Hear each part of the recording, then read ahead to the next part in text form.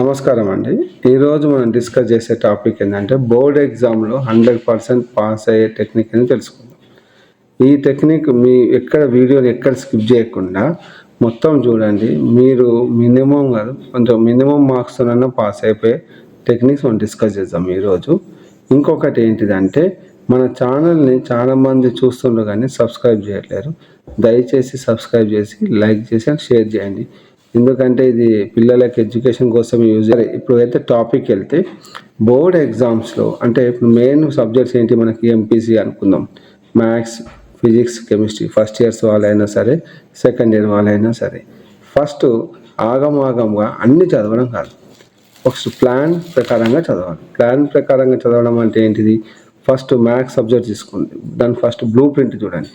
Blue ప్రింట్లో మనకి ఎక్కువ మార్క్స్ స్కోర్ అయ్యే మార్క్స్ ఏముందో చూడండి. దాంట్లో ఎవరన్నా ఒక 2 యూనిట్స్ ఎవరన్నా ఒక 3 యూనిట్స్ ఒక 30 marks. Suppose maths pass marks ఎంత 28 అనుకుందాం. ఒక 35 మార్క్స్ వచ్చేంత వరకు ప్లాన్ చేసుకోండి. 35 మార్క్స్ వచ్చేంత ప్లాన్ చేసుకొని ఈ యూనిట్స్ పర్ఫెక్ట్ చదవాలి. అట్లా చదివిన నెక్స్ట్ ఫిజిక్స్ అనుకోండి. లాంగ్ ఆన్సర్స్ ఒక 2 రాయాలి అంటే 16 మార్క్స్. అట్లా ఒక 25 to 30 మార్క్స్ వచ్చేటట్టు యూనిట్స్లో ఫస్ట్ మీరు ఎట్లా ప్రిపేర్ కావాలంటే ఈ 30 మార్క్స్ వచ్చే యూనిట్స్లో ఏ క్వశ్చన్ ఇచ్చినా సరే 100% రాస్తున్నట్టు ప్రిపేర్ కావాలి. ఉన్న 10 యూనిట్స్ ప్రిపేర్ అవసరం లేదు పాస్ కావాలంటే.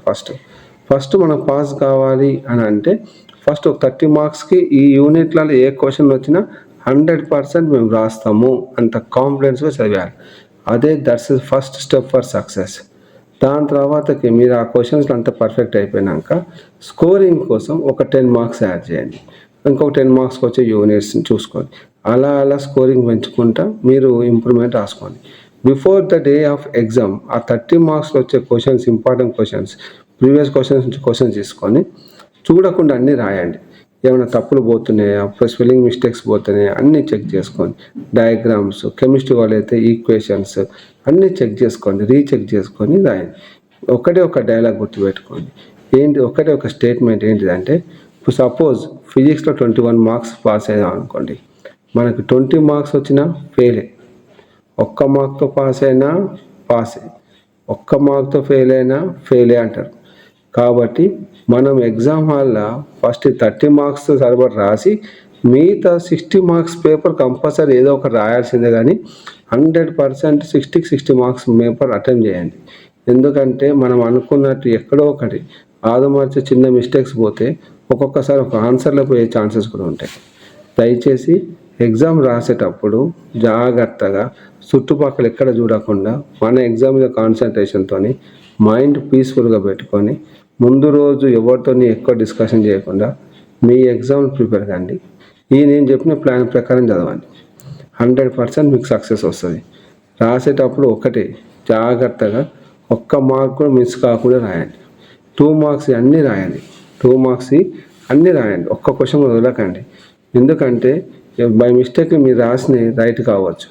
మీరు గెస్ట్లో రాసినా కూడా రైట్ అయ్యే ఛాన్సెస్ ఉంటాయి. అప్పుడు మీకు స్కోరింగ్ పెరిగే ఛాన్స్ ఉంటుంది.